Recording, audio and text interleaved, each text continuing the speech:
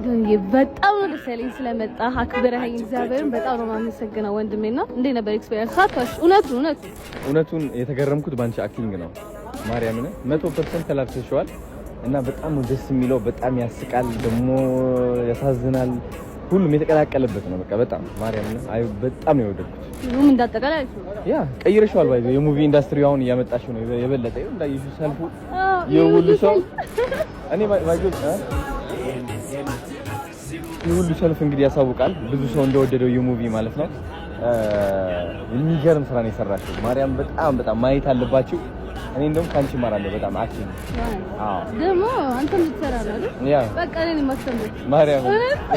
እግዚአብሔር ጎበዝ ማርያም በጣም እዩት ጋይስ